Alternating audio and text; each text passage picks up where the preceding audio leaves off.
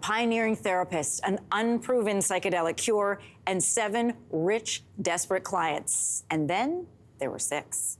That's the plot of High Society. It's the latest novel from Daniel Kalla, who combines his experience as an ER doctor with his flair for writing international bestsellers.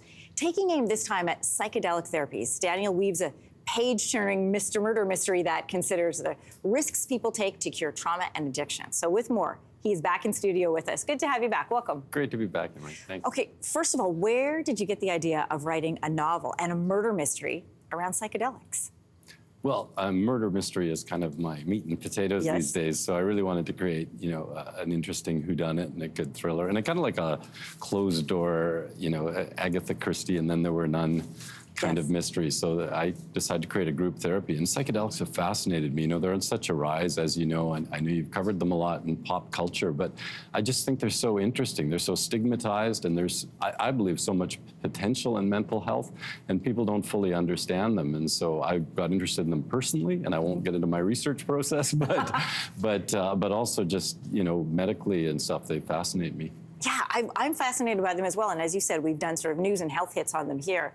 But I love the idea of exploring it through characters in a novel. And the story revolves around Holly Danvers. You're calling her the most damaged protagonist you've ever written. Why is that? Well, because, she suffered this trauma where her father died in this car accident when she was 16, and she doesn't remember anything, and she sort of blames herself, and she's a true trauma survivor in that sense. And she is saved really from a suicidal depression by an ayahuasca retreat with her grandfather. But she becomes such an advocate, so passionate and blinded by psychedelics, that she starts pushing ethical boundaries. And with this very sketchy group, you talk about flawed characters, she pushes too far, and bad things, people start to disappear and die. And so, she makes some questionable choices, even though I think has good intentions in her heart. And that's what makes it such a page turner. You mentioned the grandfather, a really intriguing character, Walter. I love how you use Holly and his relationship as sort of this tool to reveal Holly's backstory with psychedelics. What inspired you to write his character?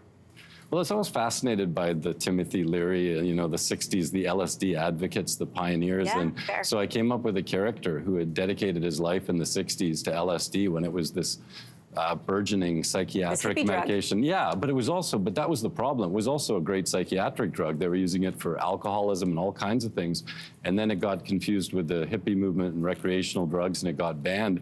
And I thought, interesting, what would a guy like that, whose career was ruined by Richard Nixon making LSD and all these drugs illegal, what would he be like 50 years later? Would he still believe in it? And so it was just an interesting way to explore the history of psychedelics in North America. And I love that angle. You get into such explicit detail about how each patient reacts to the drugs in their addiction. They each have a different experience with the treatment. So how did you research those details?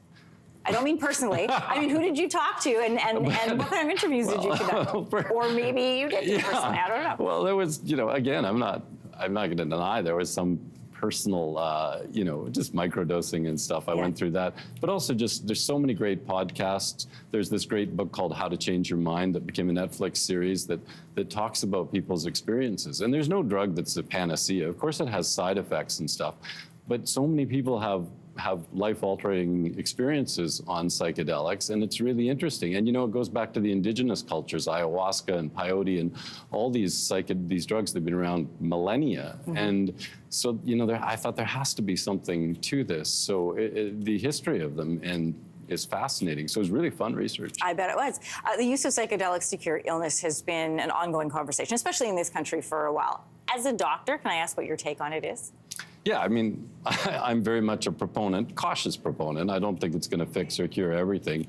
I've used ketamine in the emergency room for years as a sedation. I think that would surprise a lot of people to know that that's used in the ER. You think of it as sort of a rave drug, a party drug. 100%. But I do want to clarify, I didn't use it personally. It's a great medication. We use it as short-term, and anesthesiologists use it all the time for procedural sedation. It's a terrific drug for that. But it's interesting seeing people come out of this the K-hole, as they call it, but we don't call that in medicine. But so I have a lot of experience and knowledge with it. But I think there's huge potential for ketamine, both with PTSD, with addiction, with suicidality, with depression. You know, we'll see where it all shakes out. But as the research expands, I think there's real potential for psychedelics in therapeutic medicine. I like how you explore it in this book. The title of the book, by the way, is called High Society. Dan, thanks for coming back. Thanks so much for having me. Hey, thanks for watching. If you liked this, be sure to subscribe here, or you can check out more Your Morning videos right here.